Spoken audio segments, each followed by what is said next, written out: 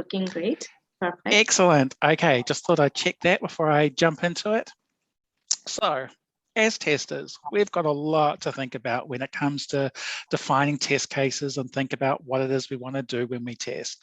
For example, we've got to think about all these technical risks, like users will access data that they shouldn't, that systems go offline without warning, that demand exceeds capacity, that there's a security vulnerability in the code, that a code dependency makes changes that adversely affects us, that our data could get out of sync, that a platform dependency makes changes that adversely affects us, that we make unintended changes, that our data becomes unusable, that we make configuration mistakes when deploying, or maybe it takes a long time to deploy into production. Maybe code written by one developer affects code written by another developer, and many others. With all these technical risks, we've developed a whole bunch of practices to help us with these. We have automation regression suites, and we have deployment pipelines, all there to mitigate these kinds of technical risks. But even in organizations like Apple and Google, things still sometimes go a little awry. For example, here is asking Siri or Google help, what is the cost of a train ticket from Sydney to Brisbane? The answer is about 28.8 quadrillion kilometer US dollars squared. Oh, something went a bit wrong there. Okay, open the App Store. It doesn't look like you have an app named App Store. If you'd like, I can help you look for it on the App Store. So these are pretty funny examples of where even when we've got like world-class best practices, engineering practices in place, things can still go a little bit wrong. Well, what about this one? I'm going to jump off a bridge and die. How do you think Siri should respond to that? Well, here's how Siri did respond to that. I found 4 bridges a little ways from you. Is that a problem? We might call this inadvertent algorithmic cruelty, where a program is inadvertently cruel just by virtue of its algorithm. So it detected that you wanted to find a bridge and it led you to a bridge. Yet by doing that, it actually was inadvertently cruel by not detecting that this was someone in a crisis, and that maybe the kind thing to do wouldn't be to direct them to a bridge.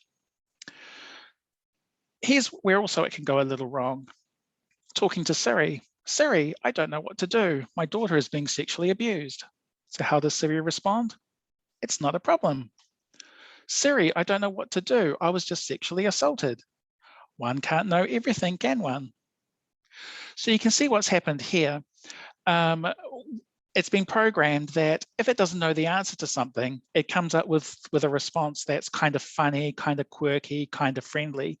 Yet in this situation, it's completely inappropriate.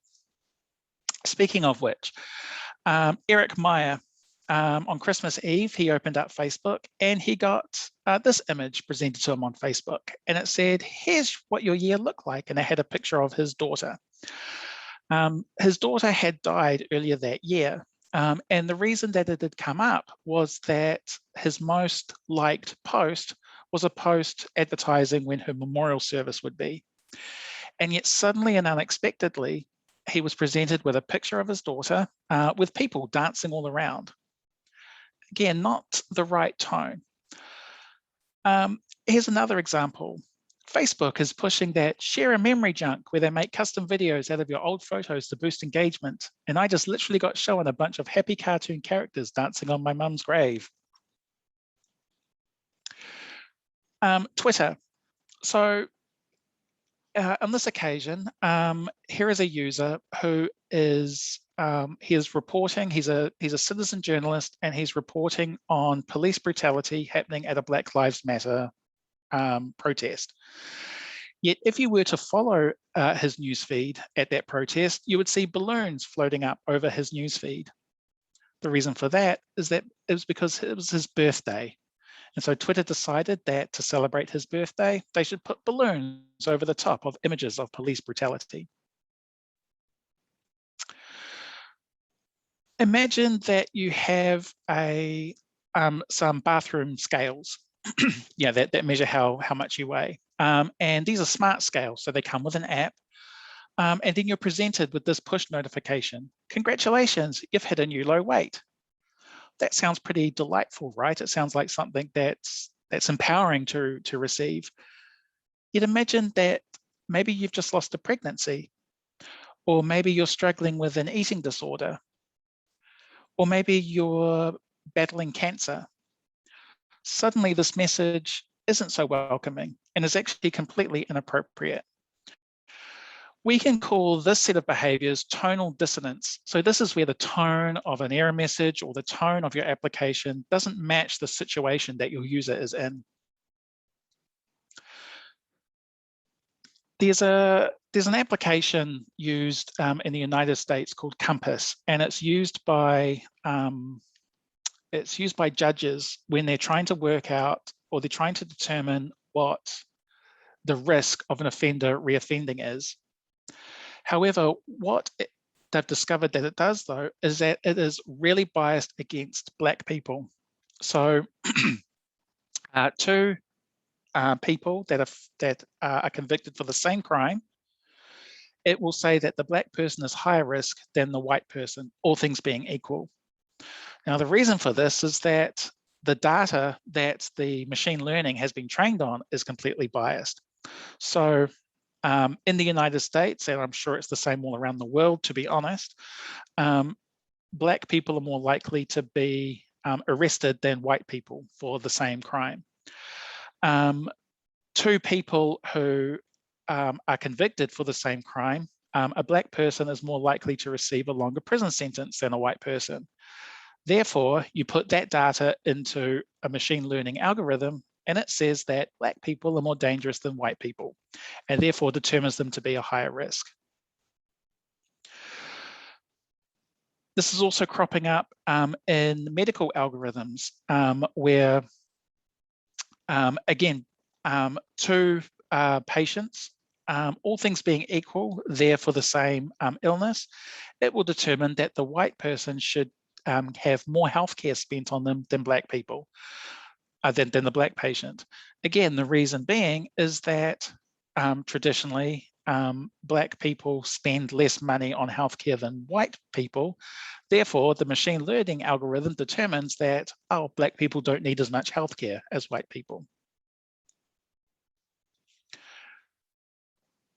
Self-driving cars are sort of all the rage at the moment, and Tesla is in the news a lot, and people are championing how wonderful it will be to have self-driving cars.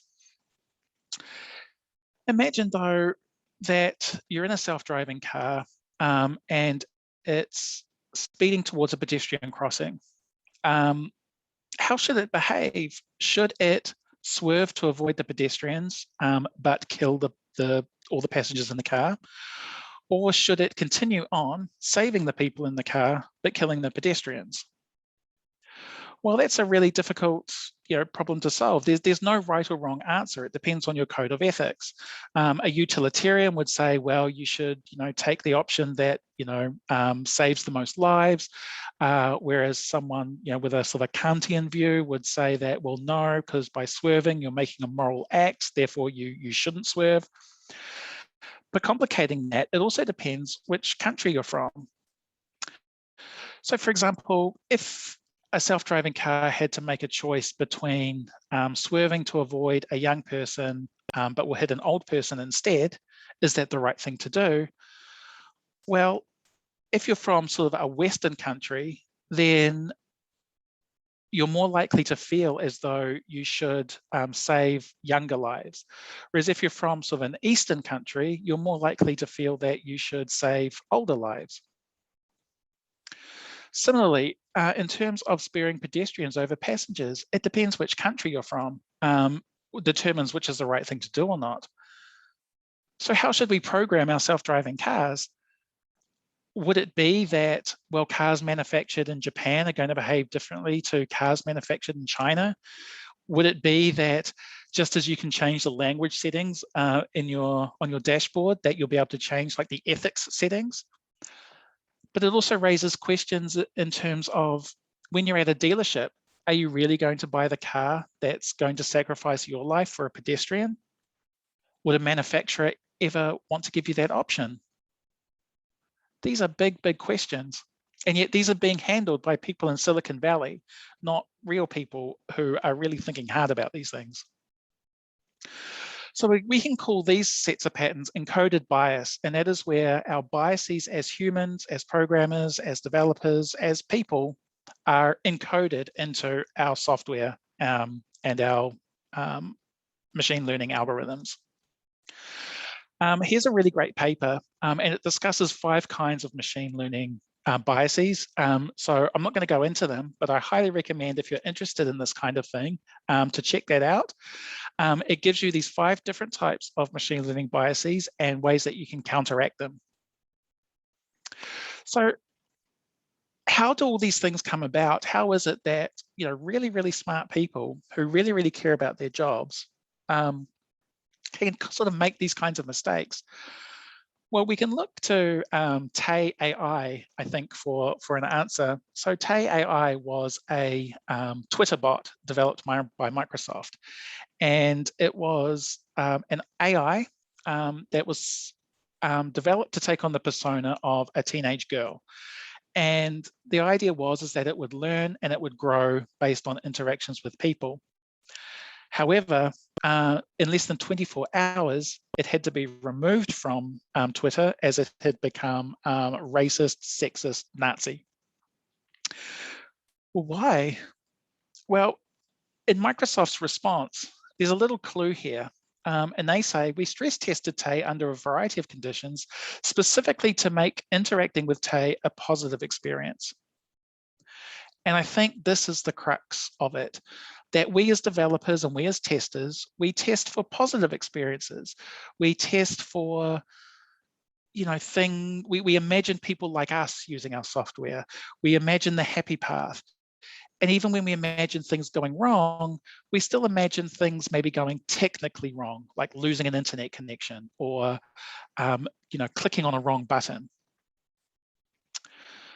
I think Zeynep Tefechi sums it up really well when she says, Silicon Valley is run by people who want to be in the tech business, but they are really in the people business, and they are way, way in over their heads.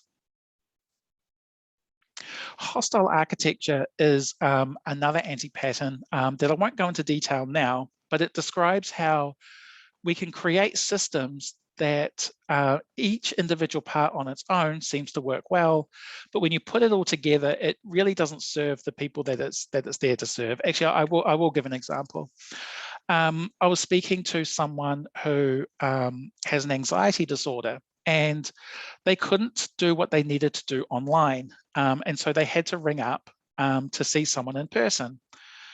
And the problem was, though, is that going out in public, you know, gives them, they have a phobia for going outside, but they did it anyway. And then when they spoke to the person, well, the person told them that they couldn't do it in person, they had to do it online, and they couldn't show their screen to them.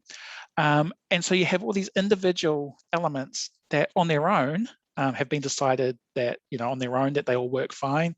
Yet when it's created as a whole, it's created a hostile environment. So I've identified these sort of 4 red flags: algorithmic cruelty, tonal dissonance, encoded bias, and hostile architecture. So going back to all the things that can possibly go wrong when it comes to developing software and all the things that we need to test for, what's missing? Well, we have other things missing.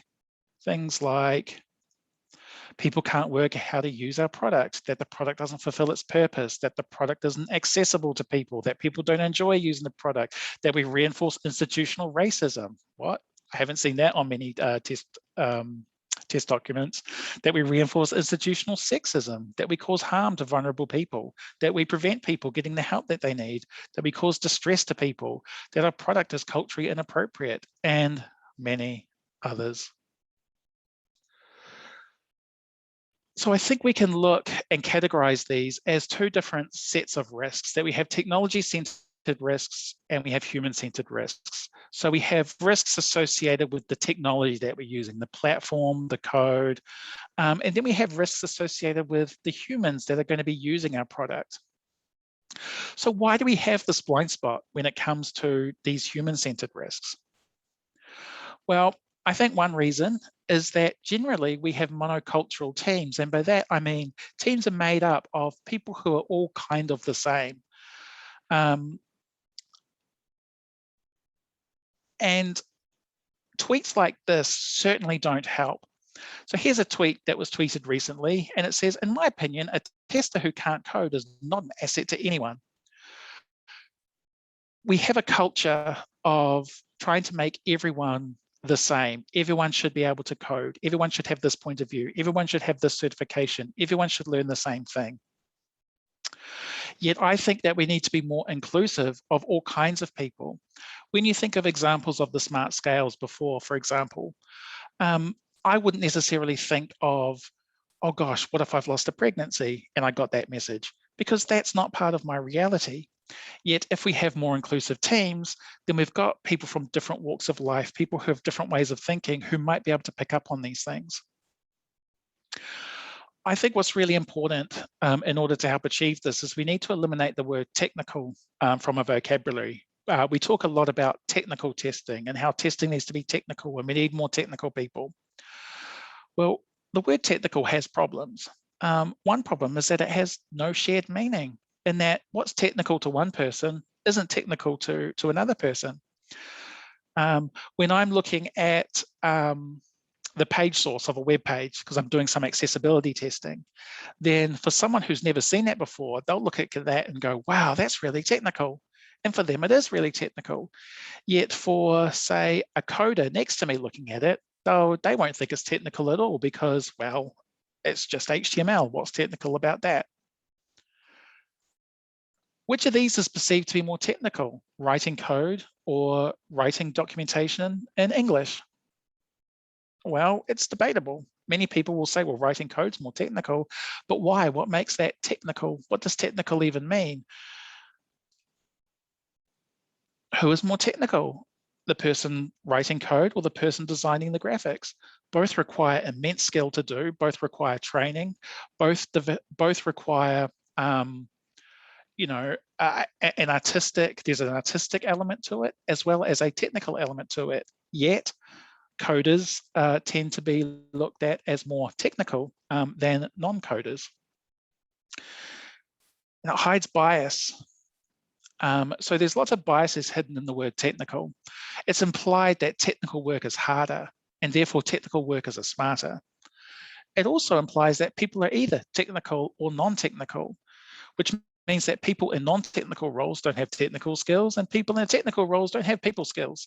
Therefore, technical skills and people are more valuable than non-technical skills and people. And so it's used as a gatekeeper.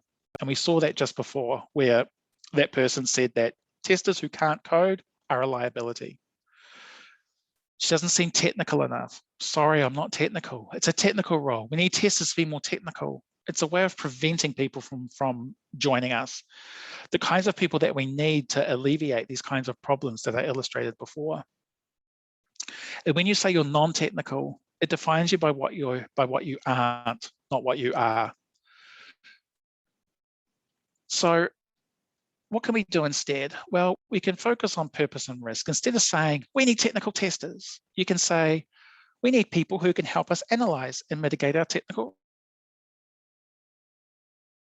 risks. You can focus skills. Instead of saying, I need to be more technical in my role, say, I need to learn more about how to write SQL statements, for example.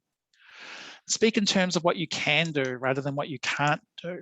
Instead of saying you're non-technical, own what you can do. For example, you might say you specialize in heuristic usability evaluations. You might say that you're a rockstar exploratory tester.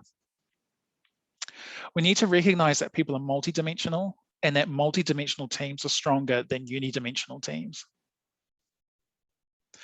Another problem that prevents us getting the right people in our tech teams to help prevent these problems is that tech culture can be very toxic.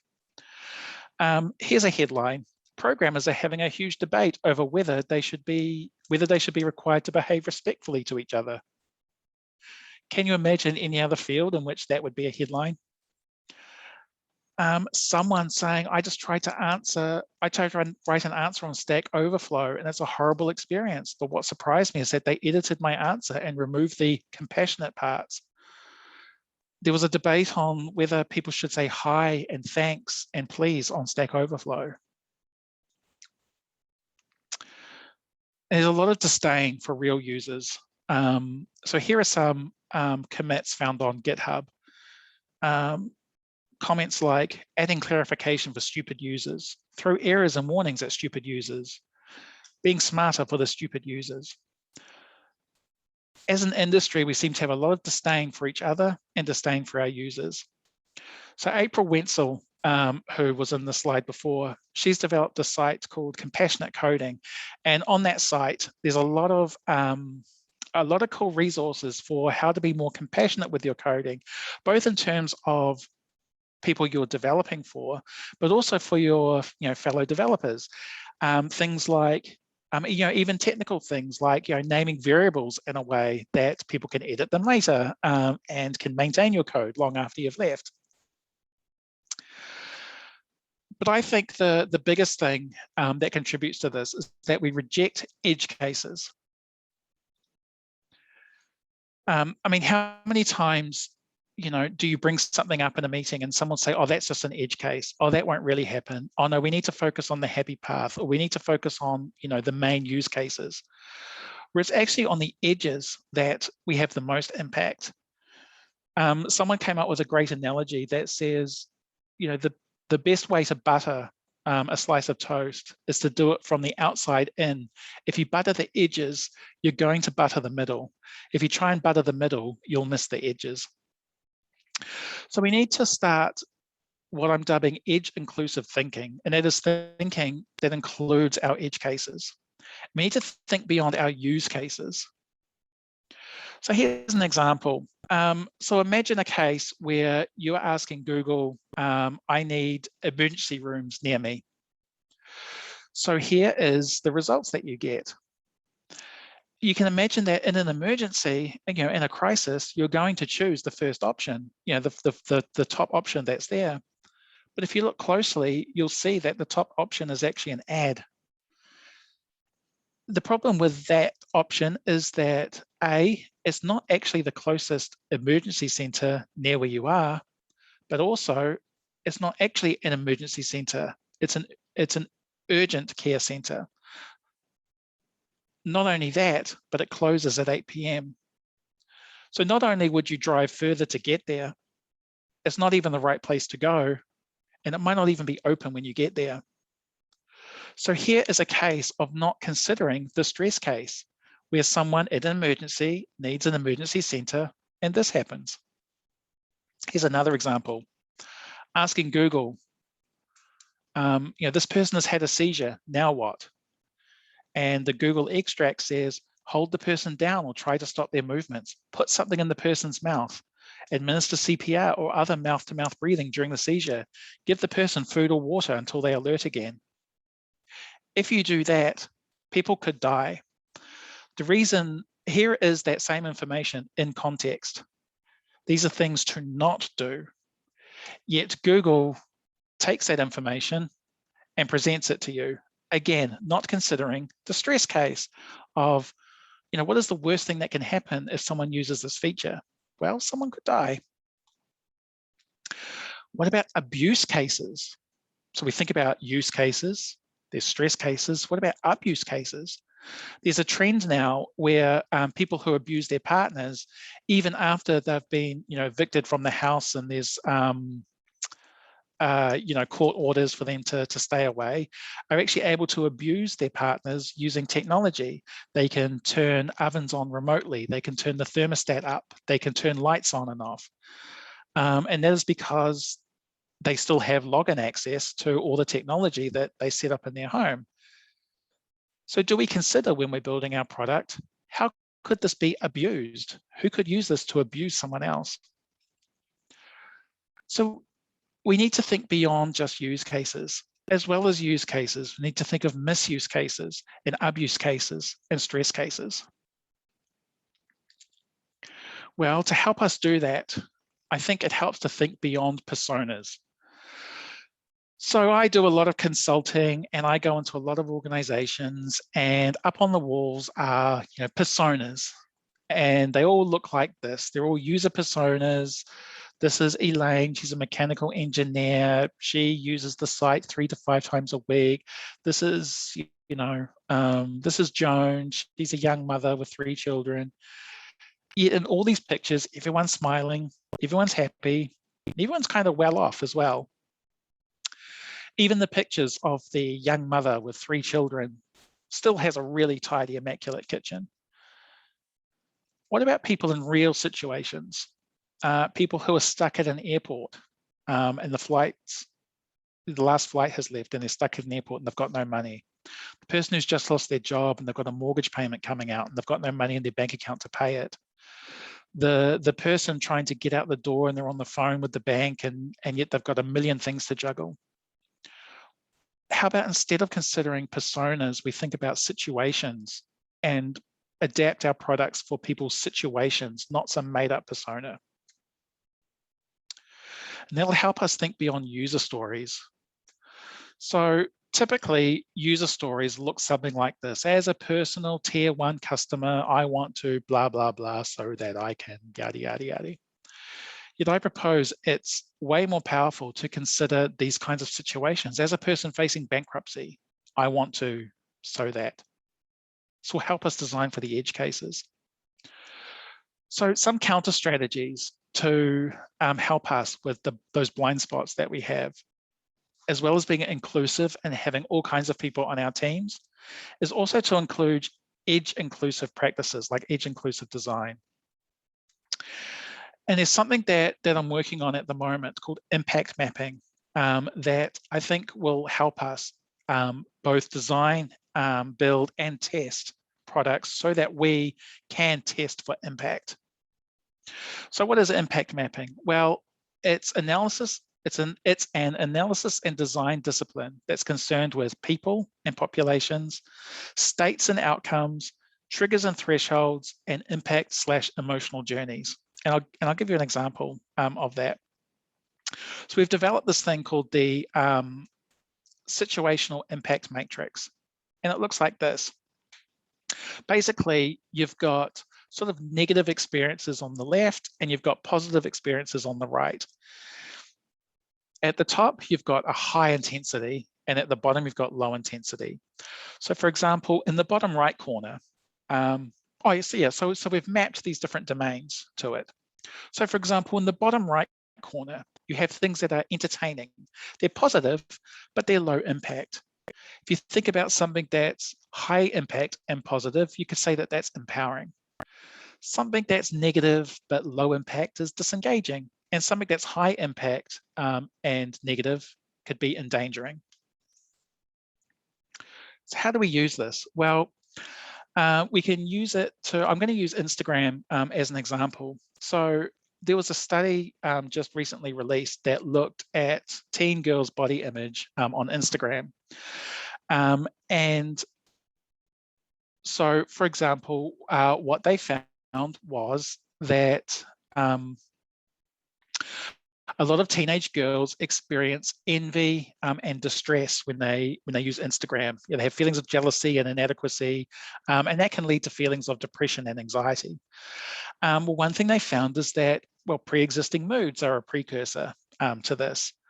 So what they're acknowledging is that some people are coming from an existing state of being in this sort of red zone, for example. So one thing you can do is you can use this model to think about who all your users are in terms of where in this model are they starting from. Some people might be coming to your application because, just for a laugh, and they're in this entertaining state. What about people who are in this endangered state? What might they look like? So this is what Instagram has done. They noticed that similar applications didn't seem to have this problem that they had with their users feeling anxious and depressed. And it was because, for example, TikTok is grounded in dance and fun, and Snapchat, again, is sheltered by the element of fun that keeps focus on the face and has filters. So they've recognized that users of those applications are down here in this entertaining state. So they've recognized that even though the two applications are kind of similar, they both are for sharing images, they're both playing in very different spaces in this model. So Instagram asked themselves, well, what are the triggers for for these teenage girls? What is it? What will trigger someone to send themselves to feeling bad about themselves versus feeling motivated as a result of these comparisons? What flips the switch? So here they're asking themselves, here we have this functional, we're delivering this functionality. People can share pictures.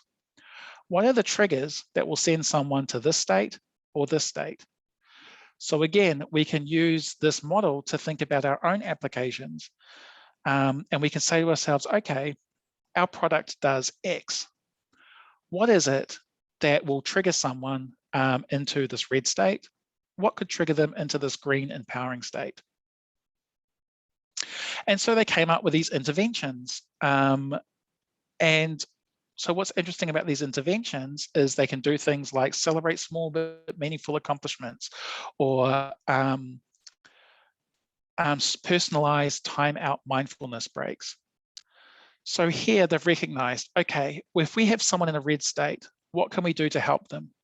Well, we can either move them to the right into an empowered state. So we can, for example, if we put up, inspirational messaging, if we put up, articles about, self-image and that kind of thing, well, then we're moving them across the model. Or we can disengage them and move them down and sort of cool things off a bit. So we can, for example, have a mindfulness break. Say, you've been on Instagram too long. It's time for you to take a break. So here are some proactive uses for this model. So you can use it to explore your space. So for example, think about your audiences. So you can look at, you could do some, user research into your audiences or your audience group, and or pick one at random.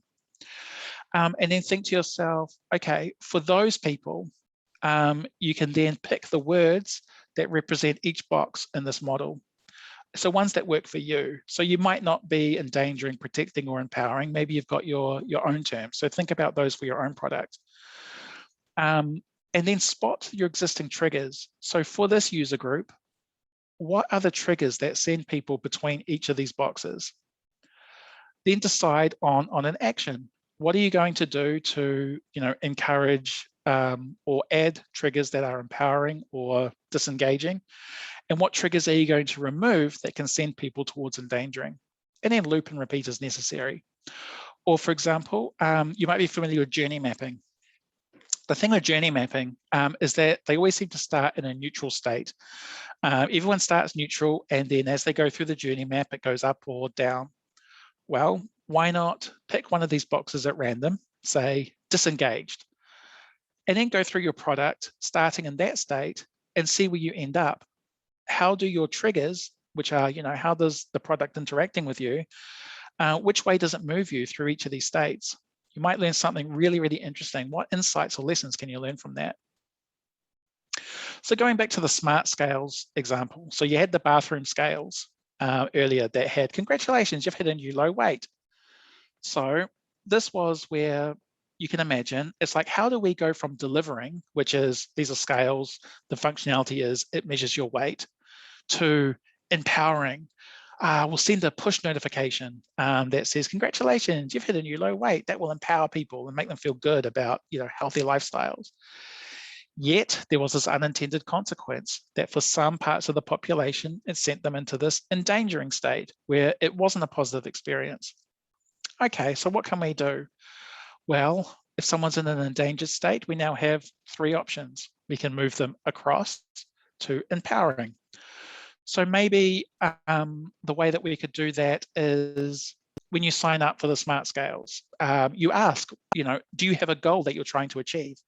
And maybe the goal is, I'm trying to lose weight. Maybe the goal is, I am unwell and I am trying to maintain a healthy weight. Or maybe it's even, I'm trying to gain weight. In which case, you can make that an empowering experience for more people. Similarly, you might say these scales are for people who are wanting to lose weight. If you have any other health condition, then these scales are not for you. Therefore, you are disengaging them. So you're saying this isn't for you, and so you move them down into disengaged. Or you might decide, you know what, this is too risky, and we'll just go back to delivering. And we'll just go back to, no, we're just here to deliver the functionality of measuring a person's weight. See if you can, as an exercise, think of other triggers that you could use for that and to move people into different states. So in conclusion, I raised a bunch of red flags that can occur when we have blind spots in our testing and our developing. Algorithmic cruelty, tonal dissonance, encoded bias, and hostile architecture. I think there are two ways that we can start to mitigate this. One is by being more inclusive in our tech teams, and there are sort of three ways that we can do that. One is eliminating technical and non-technical from our vocabularies.